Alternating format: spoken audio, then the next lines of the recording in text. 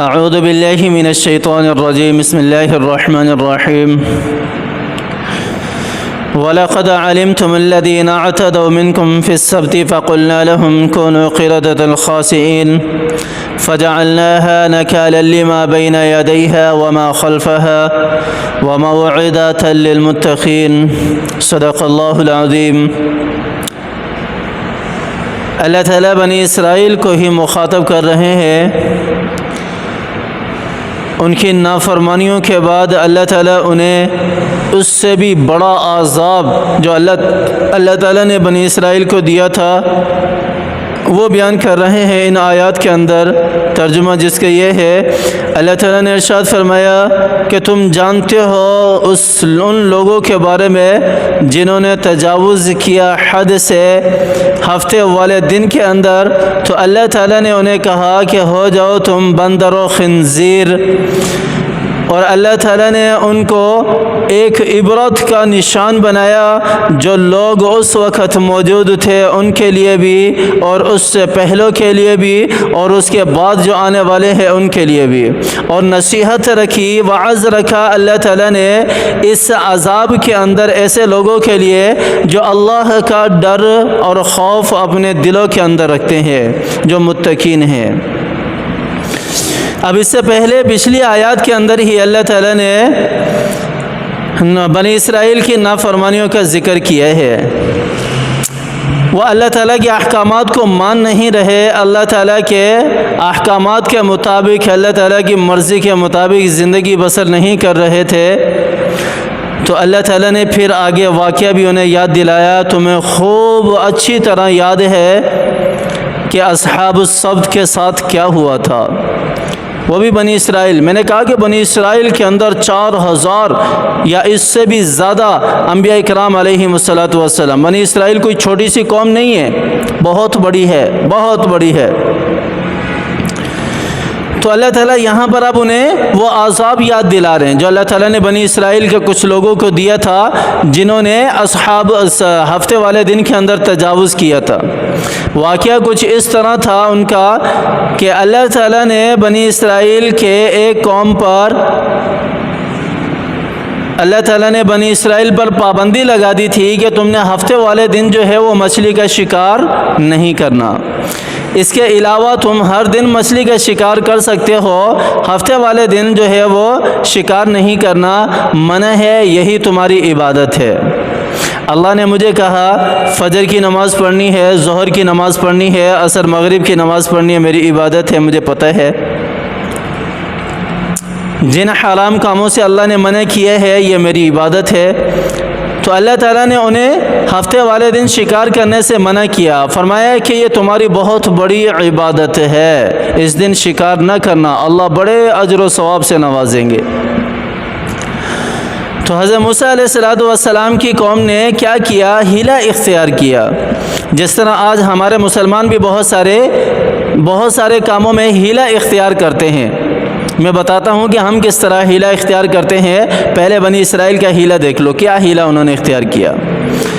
بنی اسرائیل نے ہیلہ یہ اختیار کیا کہ وہ ہفتے والے دن جاتے تھے، پہلے تو انہوں نے دریا کے کنارے بہت بڑے بڑے جو تھے وہ ڈیم بنائے مچھلیوں کے، اس میں اپنی پکڑی ہوئی مچھلیاں بھی چھوڑ دی کہ ہم اس میں سے ہفتے والے دن مچھلیوں کا شکار کر لیا کریں گے دریا کے کنارے۔ تو ہوتا اس طرح تھا کہ ہفتے والے دن جو ہے وہ جتنی بھی مچھلیاں تھیں وہ ساری کی ساری سطح مرتفع پر آ جاتی تھی، یعنی اوپر آ جاتی تھی۔ تو اب ان کو ہفتے والے دن کوئی مچھلی نہیں ملتی تھی، شکار نہیں ملتا تھا، تو انہوں نے ہیلہ اختیار کیا۔ انہوں نے سوچا اور کہا ٹھیک ہے ہم ہفتے والے دن پکڑتے نہیں ہیں، یہ جو ہمارے ڈیم ہیں ان کے دروازے کھول دیں گے، مچھلیاں جو ہیں وہ ساری ہمارے ڈیم کے اندر چلی جائیں گی، اور ہم ہفتے والے دن کو چھوڑ کر کسی دوسرے دن اس کو پکڑ لیں گے اور خرید و فروخت اپنی جاری رکھیں گے۔ یہ ہیلہ اختیار کیا۔ صراحتاً انہوں نے بھی مچھلی کو نہیں پکڑا، صراحتاً انہوں نے بھی مچھلی کو نہیں پکڑا۔ اللہ تعالیٰ کو ان کا لیے ہیلہ اختیار کرنا ناپسند گزرا۔ اللہ تعالیٰ کو ناپسند آیا۔ اللہ تعالیٰ نے کیا ارشاد فرمایا؟ حضرت موسیٰ علیہ السلام نے منع فرمایا لیکن وہ باز نہ آئے۔ اللہ تعالیٰ نے کتنا بڑا عذاب ان کے اوپر نازل کیا، ہم سوچ بھی نہیں سکتے۔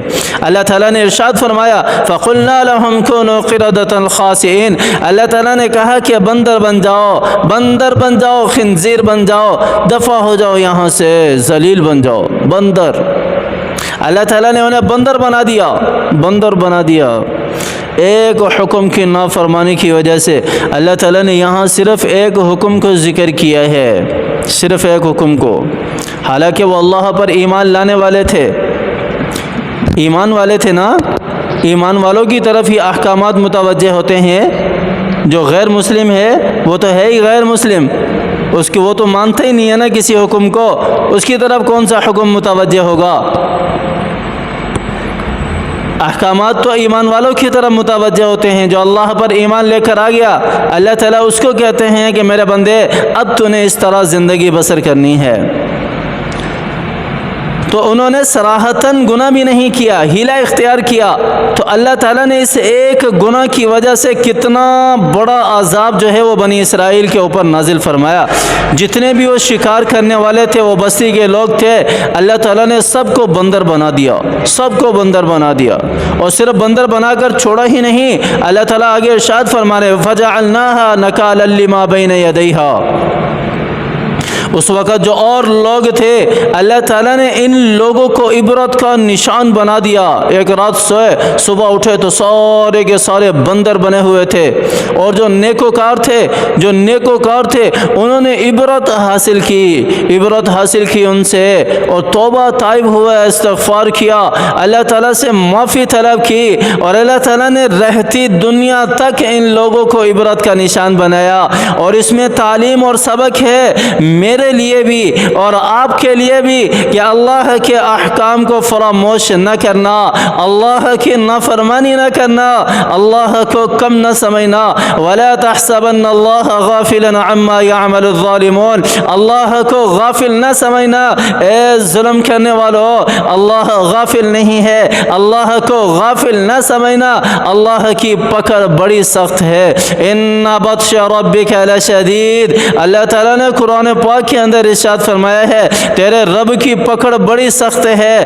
اللہ تعالیٰ اپنے گناہگار بندوں کو ڈھیل دیتے ہیں۔ آپ صلی اللہ علیہ وسلم کی حدیث ہے، مفہوم اس طرح ہے، اللہ تعالیٰ اپنے گناہگار بندوں کو ڈھیل دیتے ہیں، چھوڑ دیتے ہیں، کر لے، مہلت دیتے ہیں کہ کبھی تو آئے گا، کبھی تو توبہ کرے گا، اور کبھی تو اللہ کی بارگاہ کی طرف آئے گا، اور کبھی تو اللہ کے سامنے گڑ گڑائے گا، اور کبھی تو اللہ کے سامنے آنسو بہائے گا، اور لیکن جب وہ توبہ نہیں کرتا، اور جب وہ اور زیادہ غرق ہو جاتا ہے ان گناہوں کے اندر، بالکل اللہ چھوڑ دیتے ہیں، پھر اچانک سے اللہ تعالیٰ پکڑ کرتے ہیں۔ یہ بنی اسرائیل کو جو بندر بنایا، یہ ایک ہی دن میں نہیں بنا دیا، ایک ہی دفعہ میں نہیں بنا دیا تھا، یہ کئی دفعہ ان سے گناہ سرزد ہوا، اور کئی دفعہ ان کو منع کیا گیا، لیکن اس کے باوجود بھی باز نہ آئے، تو اللہ تعالیٰ نے پکڑ کی، ڈھیل دینے کے بعد پکڑ کی،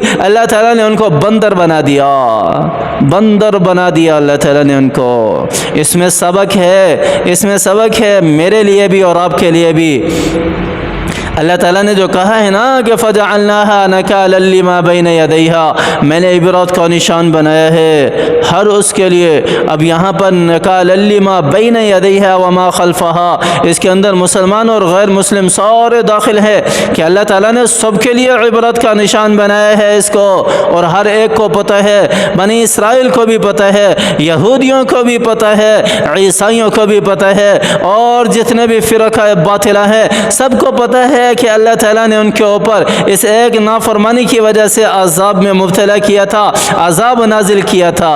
اور اس کے ساتھ ساتھ پھر اللہ تعالیٰ نے وَمَوْعِظَةً لِّلْمُتَّقِينَ، اور جو ایمان والے ہیں، جو اللہ کا ڈر اور خوف دل کے اندر رکھنے والے ہیں، اللہ تعالیٰ کہہ رہے ہیں کہ یہ ان کے لیے نصیحت ہے، یہ ان کے لیے وعظ ہے، یہ ان کے دلوں کے ڈر اور خوف کو اور زیادہ بڑھا دیتے ہیں۔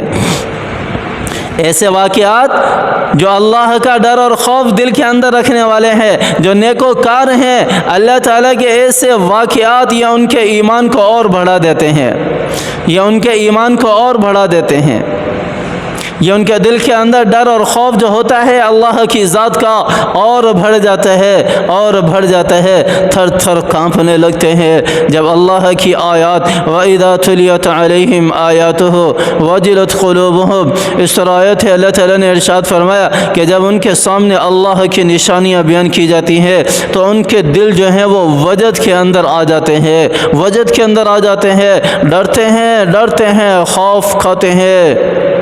یہ ایمان والوں کی نشانیاں ہیں، یہ ڈرنے والوں کی نشانیاں ہیں۔ آ جائیں اللہ کی نافرمانیوں سے باز آ جائیں، اللہ کی طرف آ جائیں، اللہ کو پہچاننے والے بن جائیں، اللہ کو راضی کرنے والے بن جائیں۔ میرے بھائیوں اور دوستوں بزرگوں، یہ دنیاوی زندگی چھوٹی سی زندگی ہے، ہمیں کچھ پتہ نہیں ہے کہ آج آنکھ بند ہو جائے، ابھی آنکھ بند ہو جائے، کل آنکھ بند ہو جائے۔ اللہ ہمیں عزت والی زندگی عطا فرمائے، اللہ ہمیں عافیت والی زندگی عطا فرمائے، اللہ ہمیں ایمان والی زندگی عطا فرمائے۔ دعائیں کیا کریں، اپنے لیے بھی کیا کریں، ہمارے لیے بھی کیا کریں، اپنے پیاروں کے لیے بھی کیا کریں۔ اللہ ہمارے پیاروں کو صحت یابی والی زندگی دے، اللہ ہمارے پیاروں کو ایمان والی زندگی دے، اللہ ہمارے پیاروں کو ہر قسم کی تکالیف اور مصیبت سے ان کی حفاظت فرمائے۔